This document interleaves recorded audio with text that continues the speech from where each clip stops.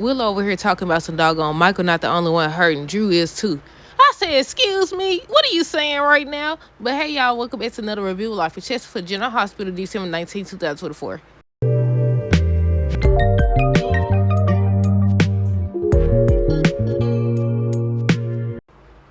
Okay, y'all. So first things first, let me know y'all thoughts on today's episode down below. Isaiah and Jordan. So basically, they ended up getting locked in the steam room or whatever, because Isaiah ended up coming into the female's steam room.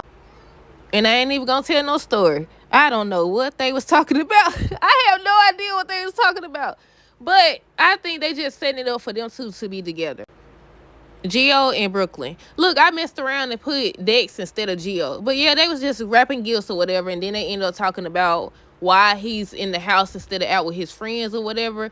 And he was saying that's something my mama would say or whatever. And Brooklyn made a face. And I was like, okay, if they do decide to go with this storyline with Brooklyn being his mama and Dante being his daddy or whatever, I said, how this work? Now, on previous episodes, Brooklyn has been saying lately about how, keeping a secret or something like that doesn't make you a bad person or something like that. So I was like, if they do set this up where Brooklyn is his mama and Dante is his daddy, I said, what they gonna say? She gave the baby up or something like that? Sasha and Jason. So has anybody else been seeing comments about Sasha and Jason hooking up? About them being together? I said, how that's gonna work when she's pregnant with Michael Child? I did see a comment that said that maybe Jason is going to pretend to be the father of her child or something like that. But with Sasha and Jason, they were just talking about everything that happened with Sewell. She ends up revealing that she has been in communication or in contact with Robert and her mama. She ends up thanking Jason for, saving her and everything. Then he went out there. He had a conversation with Tracy. I guess you could call it a conversation. She ends up saying basically she don't like him. But he more deserving of the Quartermain name than Drew. But now we get to the part that got me. This is the part that got me, because Willow over here, I said, I don't know what the freak she got going on, but she just don't care about Michael at all. At all. And she don't even know about him sleeping with Sasha yet. But okay, let me try to finish this, because they keep on, it's a whole lot of noise, y'all, a whole lot of noise. But okay, Nina ends up telling Willow that she retained Martin. But basically, Willow sounded like she was trying to say, she don't think that she should have did that because she doesn't even know where things stand and stuff like that. But basically, Nina's whole thing is she trying to protect Willow. She feels like Michael gonna end up getting Diane and they gonna build this case or whatever, and she never gonna get to see her kids again. And here Willow go again. She ends up saying Michael knows that the kids belong with her. I said, wait a minute now. She didn't say it belongs with both of them or whatever, and what's it called? What's it called? Joint custody or something like that? She talking about something Michael knows that the kids belong with her or whatever. She tripped me out talking about some doggone on the other episode. I really need this right now. The kids need to be with me. I really need it. What? You don't got caught slipping. What are you talking about? But yeah, she ends up telling Nina that Michael knows the kids belong with her. And Nina's whole thing, once again, is that she trying to let her know that you never know what they're going to do, because Sonny, Carly, all of them never going to allow her to get anywhere near the kids and all this other stuff. And I said the crazy part about it is all this stuff Nina telling her. Meanwhile, Michael over here telling Chase that he want to save his marriage. But Nina giving her 2 cents isn't even the problem here. I mean, it's part of the problem, but it's not the main problem. The problem is Willow's over this marriage. That's just it. That's just what it is. I said, she don't even know about Michael sleeping with Sasha yet. I said, look, she already ready to get up out of there. Look, she was about to rush over there to tell Drew and let him know that Nina said he could come over. But yeah, Nina was just saying, about Sonny and Carly and everybody that's on Michael's side. And I think she said something about no one in Michael's family is on Willow's side. And she was like, there is somebody. She talking about some Drew. Of course he's on your side. I said, what's wrong with her? She really infatuated with this man.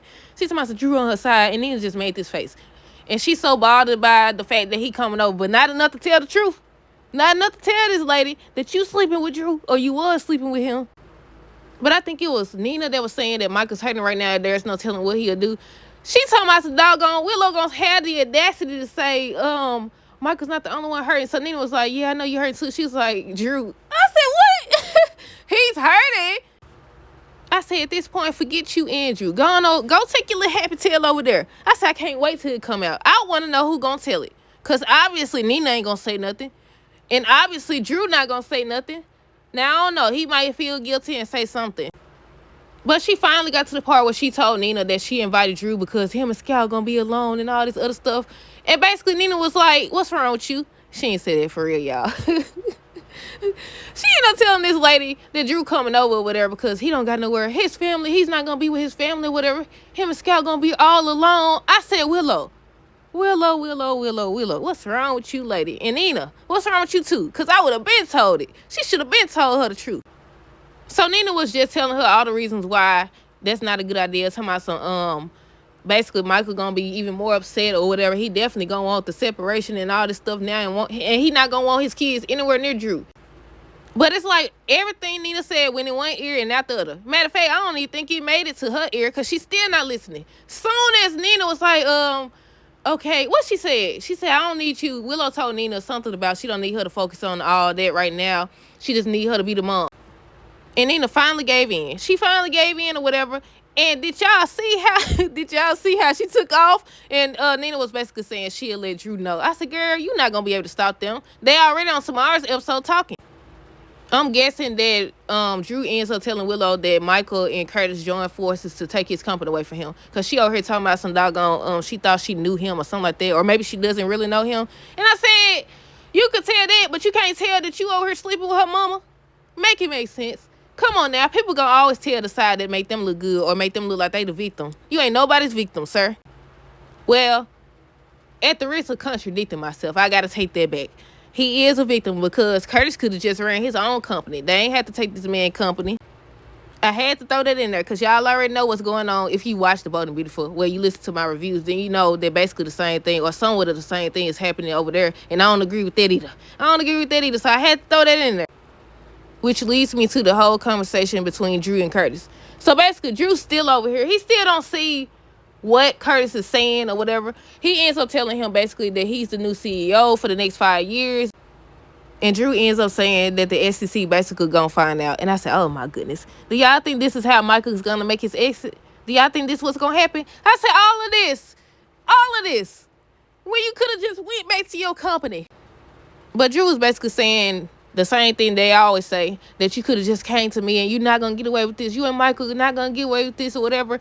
And he was saying how Curtis can't trust Michael either. And he was like, Michael already told me what he wanted, revenge. Meanwhile, Michael over here, he's still saying how they trying to make it seem like the reason why Willow done cheated or whatever is because she drawn to heroes. Okay, let's backtrack. Chase showed up or whatever, and he was just asking Michael, how he doing, how he dealing with everything. He still blames just Drew. He still talk about saving his doggone marriage. Meanwhile, Martin done showed up at the end of the episode and served him.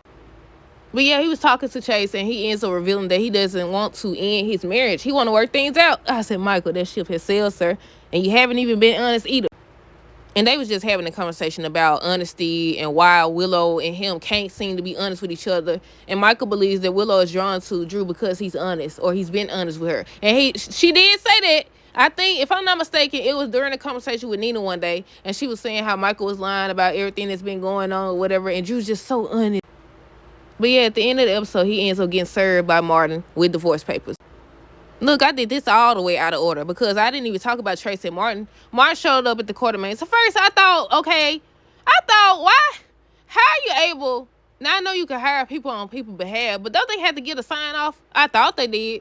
But yeah, Martin showed up at the Quartermain trying to serve Michael with papers. Tracy was like, what are you doing here? Trying to question him or whatever. They had this whole back and forth. She ends up telling him to tell Willow and her mama to throw in the towel. That basically, if you go after Michael, you going after the family. I think Tracy was the one that ended up saying something about Willow cheating or something like that. And I said, see, it's going to come out that he cheated too.